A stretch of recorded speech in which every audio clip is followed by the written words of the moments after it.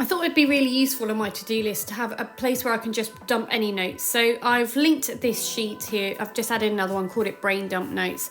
So this is going to be telling you how to add these in. So we've just got nice little clipboards, some bullet point lists, and you can just add in, pop into this sheet and add in things that you need to remember as well to help you. So in order to do this, what I did was I just went to basic shapes and I looked for a clipboard, and as I drag it up, if I click on the other image, it'll do the correct size for me. I've then gone up to the paintbrush and just changed the fill so it fits in with all the other colours that are on there, fits in with the colour scheme.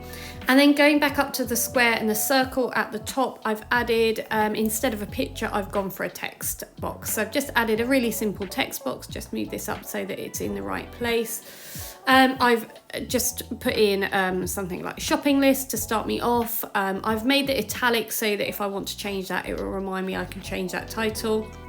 And then just on the next line down, I've gone to bullets and lists. So there's a few things when we go into text on bullets and lists we can do. We can go for the simple ones that are there, but if we click on the little I button, it gives us a few more other details. So we can, for example, where it says custom bullet, we can change the bullet, what it looks like. So we have little stars, check boxes, really anything you want.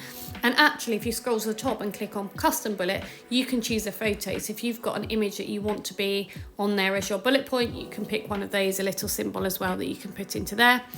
And again, like I say, you can have everything, you can have a little blob.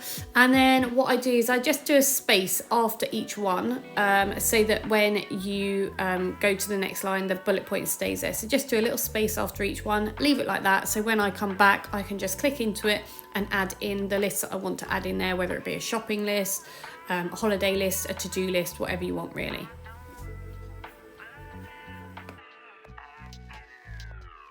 Thanks for taking the time to listen all about how to make our to-do list. Please do keep following for more information on how to use numbers.